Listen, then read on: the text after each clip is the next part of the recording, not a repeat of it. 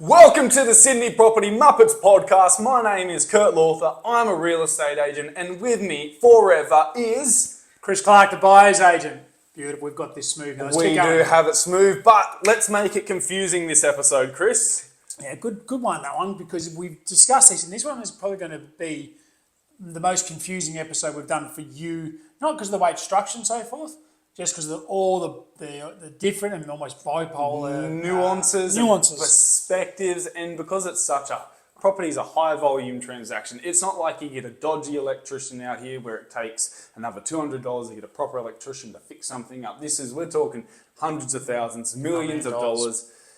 Emotions. This is what we're all about, Chris. Correct. Now you would have seen from the podcast link or the YouTube link, please like and share and so forth, is we are talking all things guide price. So I thought a bit of history just to really recap or set the frame. So end of the 90s, 25 years ago, median house price for Sydney, somewhere sort of circa $500,000, maybe a bit less, bit more. But as an anecdotal number, let's say 500,000-ish.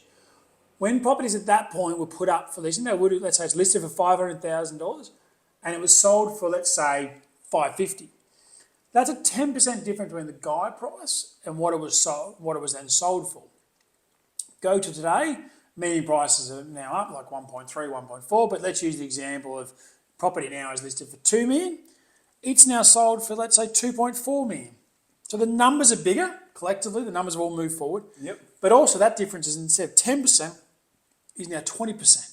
Right, so that's give you a bit of an idea of where things have shifted and moved to, that's now the new norm. Yeah. What I'm talking about there is not unheard of.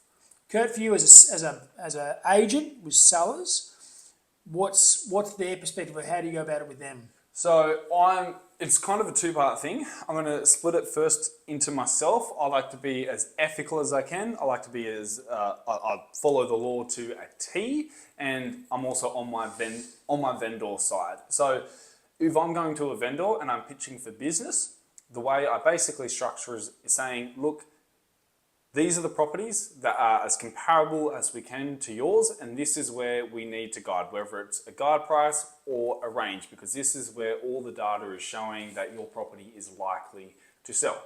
We are aiming for as much as we can, and if someone wants to, for some reason, offer $1 million more, brilliant, but this is where your property needs to be. Now, I don't think there's many agents that are, like most of the time, no one is spot on to the dollar.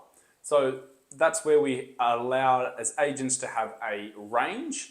And so people that know with the range can't be bigger than 10% from the bottom figure. So if you have a range of 900,000, you can have up to 990,000. Sometimes you see that price and go, it's 800 to 880. That's a weird number. Why is it 880? But that's the reason. Legally, they can't have a bigger gap than 10%. Yeah. Now, sometimes that might be the agents and the vendors don't exactly agree. They're happy to work together, but they don't exactly agree. I generally don't like to do that because people are just going to pick the bottom number anyway they want to come through. So for me, I like to just list it as generally one price and to give people a range. Now, what you've got to be careful as an agent is you don't want to overcook a property, which is often what your vendors want to do, because vendors expect the property to be whatever. They think that your property is worth it's gold. It's gold, which is very true, and we would love to attain those figures. The thing is, when vendors try and attain those figures and start there, often people now have the perception that if a property, just say the agent thought it would sell between 2.8 and 3 million, if you do list it at 3 million, you run the risk of no one rocking up because they also think it's going to go for 3.3. Yeah, I think when you see a property listed for 3, I even expect it not to sell for less than 3 or at 3. Especially the first leads on the market, I'm expecting that's the minimum it's probably going to be sold for. And like as you said, 3.3, 3.5 even. And a real life example is I had a property that we originally on the market were guiding 2.6 first week, and we basically almost had crickets coming through the property. We then told the vendors, look, we need some interest. No one's seeing value at 2.6, so we dropped it down to 2.45, and immediately we had interest. When you say don't have interest to having interest, so is that the number of people coming, was there good people coming through and you're following up and none of them were interested? Did you have no one coming through, so therefore no one to follow up with? From memory in this case, but in a general sense, you might have somewhere between could be 3 to 10 people. Yep. But either way, they're saying they don't see value at 2.6. So how do they say don't see? They just say. So we asked a lot. People probably hate this question from agents. Not hate it, but it's like, don't enjoy it. What do you think of our price guide? Because it also kind of means, we're asking, you're probably lying buyers or trying not to give away, but buyers will be like, it's probably a bit too expensive. We do get that a lot. Yep. And some people like saying, I like the property, I don't think it's worth 2.6, I think it's too high. And therefore we need to let the vendors know that. And with our feedback, because we've received it, we need to do what's in our best interest for the vendor, legally and ethically. And so where people were saying they saw value was probably more around the 2.45, 2.5. Yeah. So then we had to do some communicating with our vendors to let them know, look, we do need to drop our guide or improve our price, I like to say, to 2.45 to get interest. Yeah. To get people, okay, that's where people are saying there is value. Now at auction, because where people saw interest, they ended up fighting over the property and it ended up going for just over 2.6. Yeah, interest drives it forward, right? So I think that's great and a really good experience from your standpoint, but I will say, Kurt, you're probably in the minority rather than the majority. I think that's what makes it attractive. If I'm selling a property, I'm going with you, not just because of our friendship and so forth, but because of expectations. But I'm going to pull the answer out is that most agents don't operate that way. I see time and time again a property being listed for a price that I don't believe it's ever going to sell for. So let's say I believe the property is going to sell for 2.6 and they put a price of 2 million. And there's not even, I can't even find a comparison that's sold.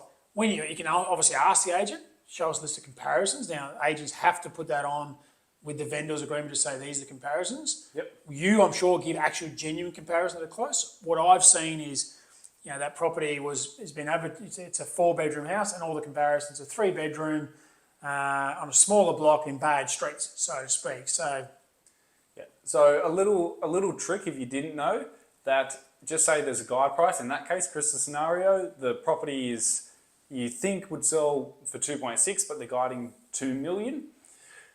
If you put an offer to the vendor and it's not accepted and it is above the listed price or the range. Oh, yeah. This is a good tactic. Yep, keep going. And on price, not conditions, on price, it is rejected. The agent legally has to move the property up. Yeah. So that's 100% true. They do. So if they communicate back to you, say they've rejected that price, they do have to move it up. Loophole again that I see a lot of agencies, they never reject the price. Let's say it's auction campaign. And they might chat and say, look, present us a price, guide price of 2 million, we offer 2.1 or whatever it may be. Instead of them actually using the word reject, they say our vendor has decided, appreciate your offer, but our vendor has decided not to look at any offers and proceed through to the auction. In that scenario, they've not rejected the price. They can move forward with the auction and not change the guide price. From my understanding, by not accepting the offer, they haven't said they've not accepted. Doesn't matter. Well, So that's okay. And obviously you got no time in a 4-week campaign, 3-week campaign to then go fair trading and point it out. Yep. But by not accepting the offer, you are implying that you are rejecting the offer. Yeah. No. I would concur and agree, but it's not what happens. Yes. So there's also times when a property is listed and there's no price, no guide price on the advertisement, which is fair that you don't have to. Sometimes I have had vendors that have told us we want to see what the market says, and unfortunately as agents you do, it can be a bit tricky because people want to know, but sometimes the vendor has ticked the box, or we've ticked the box saying no price is to be given. Look, the unfortunate part is I've had an example before in, where was it, over in Summerhill. Had a client engaged and they were looking at properties on the weekend as I was. They've got 2 kids. So the husband went to the beginning of the inspection and understood and was informed the guide price, which was 1.2 million. He then quickly came home and said to his wife, go check the property out. They didn't really talk because they had to run in between. She went, the exact same agent said to her, guide price of 1.1. So, what was the first price? 1.2. 1.2. So, unfortunately, there aren't best. Again, you can't really claim fair trading, but there's an agent probably just sizing people up, going, I think they've got the money to spend. I think this is what they need to hear. Now, I also have times where agents will say, Chris, the guide price for the public is 1.2, and they tell me the real price is 1.4. That's a value add that I offer my clients. I'm actually happy with that. But just be wary that agents can be giving out different numbers. They shouldn't be. They shouldn't. They definitely shouldn't be, but they are. Yes. They can be. Yeah. That's why we said at the beginning, what did we say this episode was going to be? It's going to be confusing. It's going to be frustrating. Some people are just going to accept it, and it's the game. It's the way it's played. Yep. But I think I sort of come back and harp on the point that real estate is not just a rosy-coloured glasses industry. No. And you think you're just going to be swiping on REA or Domain. It is, at the end of the day, it's a cutthroat industry, and sometimes as a buyer, you absolutely hate all this, like whatever's happening, the price guides, however the agent's behaving. And then when you're the vendor, you just want the biggest price. Yeah, quite and simple. One thing we do say to our clients when they innocently ask, oh, can we do this? Or can we have a bigger range? Or can we guide a bit lower or a bit higher? Yep. And we say, look, we're not going to risk our business. There's massive fines if we do get caught out. So we're going to stay within the laws and do what we can. However, be aware that unfortunately there are other practices going on. And unfortunately there's not Big Brother looking at every single... Very challenging, right? So I was connected with a client last night to negotiate on a particular property. Something I offer is to just purely negotiate. So they've found the property in Taramara. I'm going forward and doing my comparison to my review. So they've been informed, and I can say this because the auction is last weekend. So assuming that's all gone smooth, we will release this podcast on the given day. If the auction hasn't happened or something, we may have to pause. They were informed the guide price was 2.3. They've said to me their max budget is 2.5. Yep. I've done my comparison. It's really tricky on that one. I actually sympathise it. Well, I do sympathise because this is a 3-bedroom house and it's 440 square metres. In the area, there's only been one 3-bedroom house sold recently. That was on 1,200 square metres. The majority of properties out that way are on much bigger blocks. 1,000 metres not unheard of. And they're 4-bedroom and 5-bedroom. So it's really hard for me to gauge, okay, smaller block and only 3 bedrooms. What is the interest level? For me, the only really way I find that is I'm going to have to go out there and see the property during an inspection, and I'm going to have to stick my ears out, and I'm going to listen to all the other buyers. I'm not going to be friends with them, but I'm going to listen to the other buyers and hear what they're saying to determine, is there a big driving force for a 3-bedroom because it's unique? Yep. Or is everyone going to go there going, why buy a 3-bedroom? Because basically for the same guide price, you're able to get a 4-bedroom. Yep. But my client's only looking for a 3-bedroom, so we'll report back and see how we go. Yes, it can be a very, very tricky subject, and even for, besides myself, the really ethical agents, sometimes as well, you've got that situation where you've got a unique property, and it's genuinely unique, not like out there like limbs on the property, but it could be a 3-bedder when there's mainly 4-bedders, different sizings, and trying to weigh that up for what it could genuinely sell for. And that's obviously why we get paid. There is definitely scenarios that come to mind where I've seen on the same street, similar property, long street, property number one, it has 3 buys, absolutely going fierce at auction.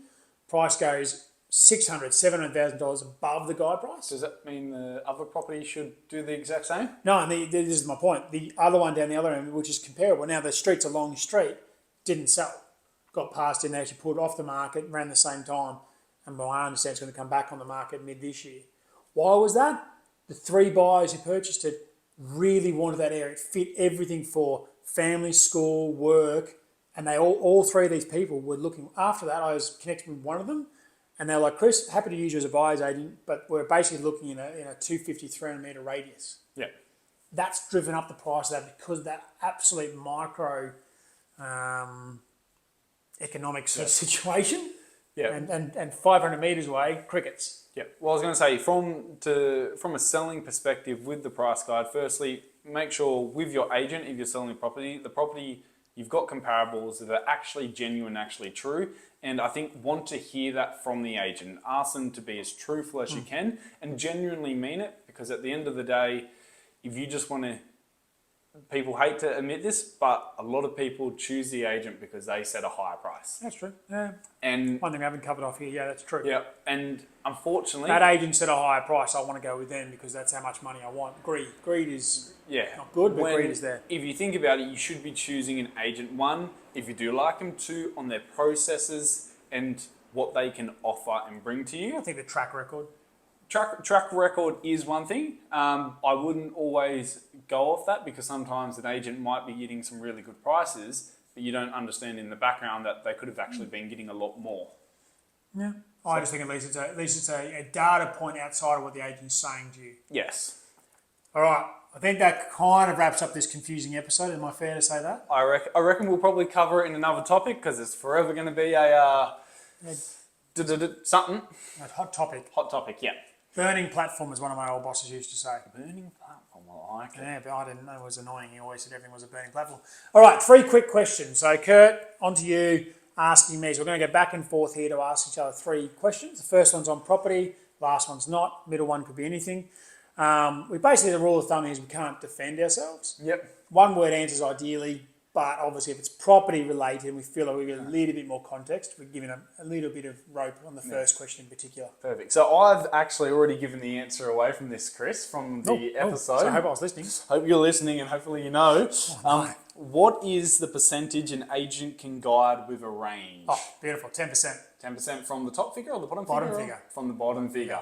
Nice, Okay, nice. I like it. 10 points. I don't know if I would have known, actually detailed known. I knew it was around that. I could have easily said the top price or the bottom price prior to recap. But you know it's not as important because it is important, but you're already trying to work out the price anyway. Separately. Yeah, I think I've got a lot of other factors I look into rather than the guide prices. Yes, something, but it's not something I Whereas a base selling agent has to know that. Well, and has to get it right. also a buyer out there. I know we've got to get this fast, but I think a buyer out there who's not using a buyer's agent puts a lot of value in that.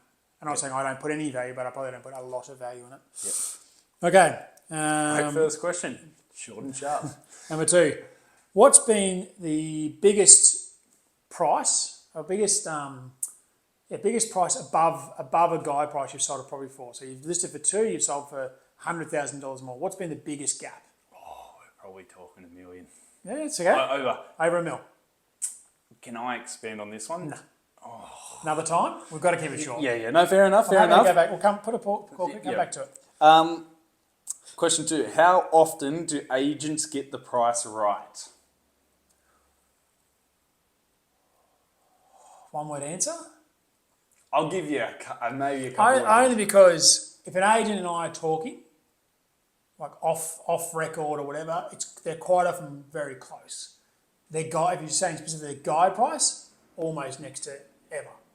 But then I don't think that's actually what they think it's going to sell for. Yep. Anyway, okay, you can buy an apartment, same amount of money. Yep. Right, it's in Sydney. One's a 3-bedroom, 1 bath, no car park. The other one's a 2-bedroom, 2 bathroom, no car park. Which do you go for? Same complex, same strata, same view. Oh, 3 better. 3 better. Cool. How much would you need to be given? This is my 3rd question. How much would you need to be given to swap to a Samsung phone? Well, how much is a Samsung phone? I think the new one's maybe $1,500. I don't know. $1,500. I reckon $1,500 then. That sounds like a good deal to me. So not a lover of, not a hardcore Apple fan. No, I don't have to be. Just what I go. I get used to something. Yeah, I just wondered. No. Your next car, what is it going to be? It's going to be a yellow car. We know that. What brand? Well, the audience didn't. Oh, I know that because you drove. What do you call it? Yellow. The banana. The banana. God, what a great name. Come on now. What brand of car? If you could just. Megane. Megane. Nice. Well, that brings us to the end of today. As always, this is a general in nature our advice. So if you want something specific or tailored to your circumstance, reach out to you. You can reach out to Chris or myself or your trusted advisor. Yep. Please like, follow Instagram, YouTube, Spotify, share it with your friends. We just want to make sure the community is made aware and making educated decisions. Thanks for dropping by, guys. That's all right. Enjoy.